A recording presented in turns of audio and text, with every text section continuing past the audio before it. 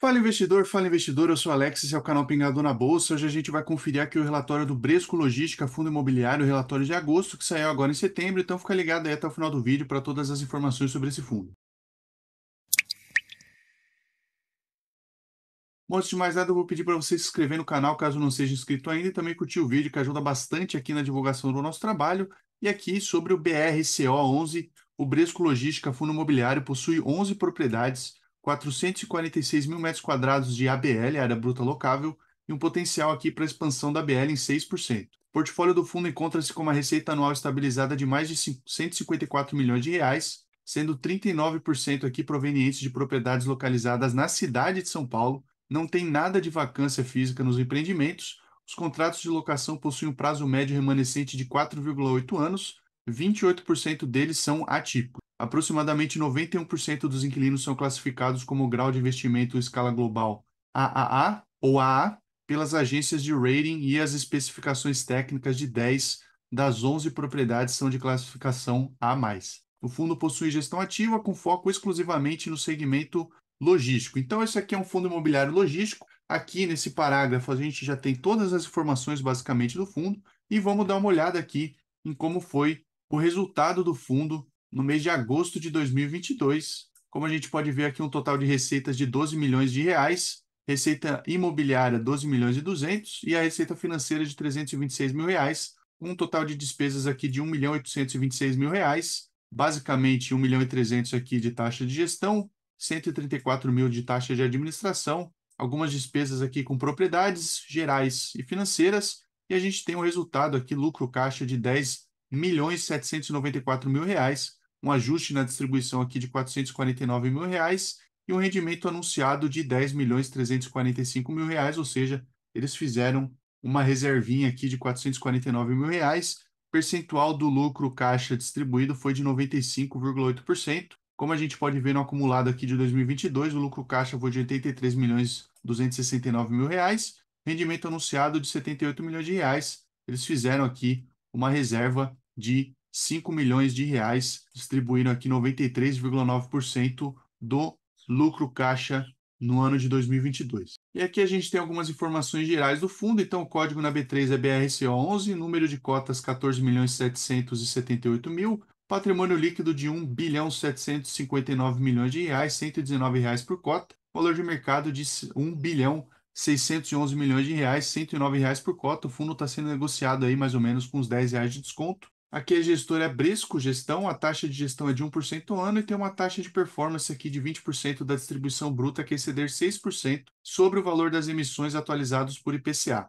Além dessas duas taxas, a gente tem também uma taxa de administração e custódia. Se o patrimônio líquido for menor ou igual a 1 bilhão, é de 0,10% ao ano. Se for maior que 1 bilhão, é de 0,03% ao ano, ou seja, a gente está nesse patamar aqui, tendo em vista que o patrimônio líquido do fundo está aí quase próximo aí dos 2 bilhões de reais. Bom, aqui o mercado secundário, evolução do preço da cota e volume médio diário de negociação. A gente vê o preço de fechamento da cota e o IFIX na base 100 desde o IPO. O fundo iniciou lá em R$ 100 reais em dezembro de 2019, chegou a R$ 149,50, hoje em dia sendo negociado a R$ 109 reais. Como a gente pode ver, o IFIX aqui também saindo de R$ 100 reais lá em dezembro de 2019, bateu R$ 85 reais aqui lá em abril, março, abril de 2020, e agora o IFIX está em R$ 102 reais aqui. Então esse fundo tem tido sim uma evolução do preço da cota superior à variação do IFIX da base 100 desde o IPO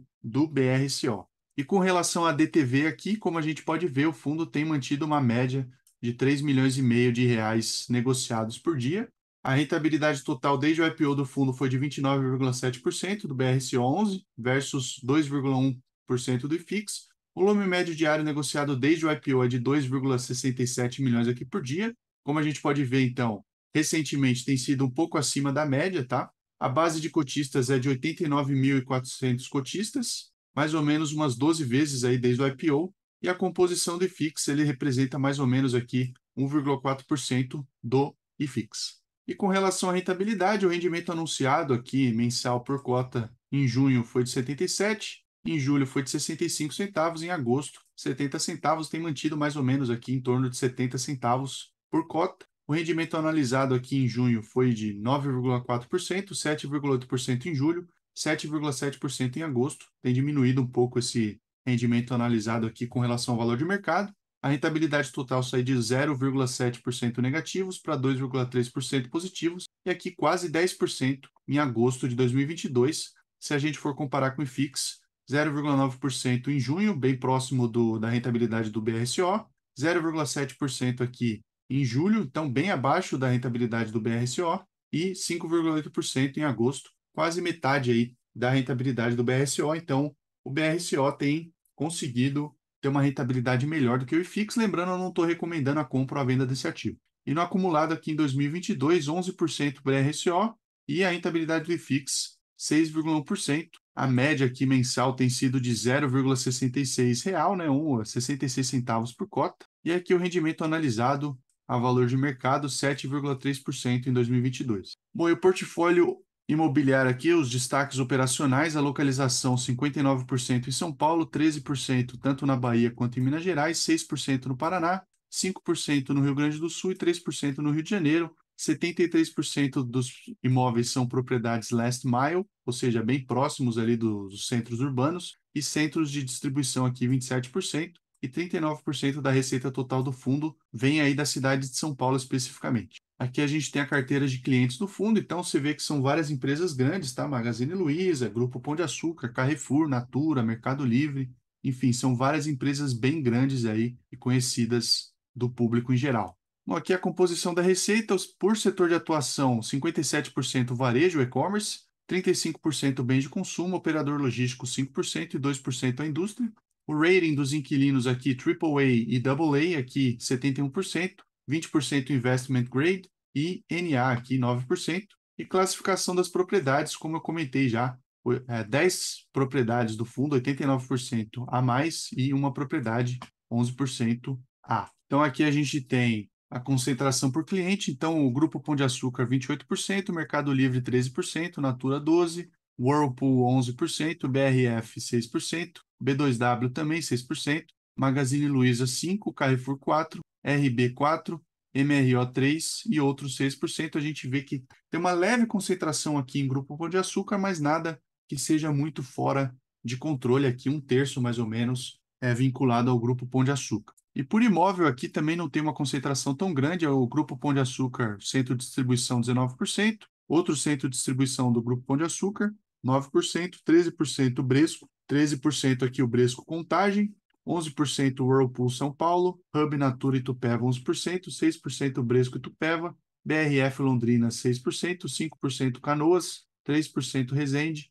e 3% Imbu. São 154 milhões de reais aqui de receita anual estabilizada, não tem nada de vacância física o fundo, 28% dos contratos são atípicos e 4,8 anos aqui de prazo médio remanescente de locação. Bom, a tipologia e vencimento dos contratos, então 72% dos contratos são típicos, 28% atípicos, 95% aqui são reajustados via IPCA e 5% via IGPM. Aqui os vencimentos dos contratos, então 5,2% vencem aqui em 2022, 13,7% em 23, 5,2% em 24, e aqui 75,9% em 2025, 28,1% dos contratos atípicos aqui são após 2025 e 47,9% de contratos típicos. E os revisionais aqui, 4,5% em 2022, 13,3% em 2023, 10,8% em 2024 e 25,6% em 2025 ou depois disso. E aqui a maior parte realmente é reajustada via IPCA, e GPM só tem 4,6% em março, esses são os meses de reajuste, e os meses mais relevantes aqui são junho com 22,6%, dezembro com 17,2%, outubro com 13,7%, janeiro com 11,5% e maio com 10,5%. Esses são os meses que têm mais do que 10% de reajuste dos contratos desse fundo. Bom, e como é que é a composição acionária aqui? 54% são pessoas físicas, 19% institucionais, e os investidores originais aqui compõem quase 1/3 do perfil dos investidores desse fundo. Você vê que quem entrou lá atrás não tem saído muito aqui, tem permanecido com as suas posições dentro desse fundo. O IPO, como a gente pode ver aqui em dezembro de 2019, tinham 7 mil cotistas nessa época, tá? e aqui em agosto de 2022 a gente subiu para 89 mil cotistas, 12 vezes aí desde o IPO.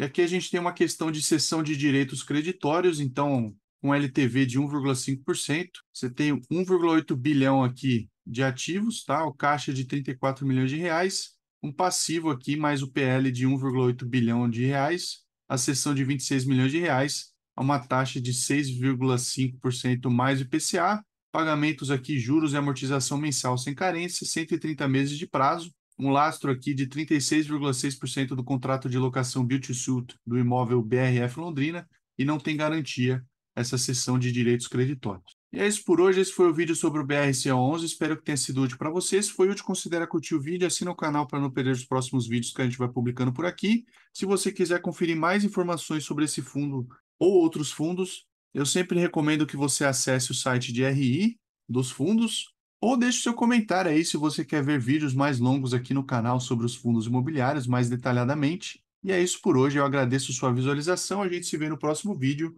Tchau!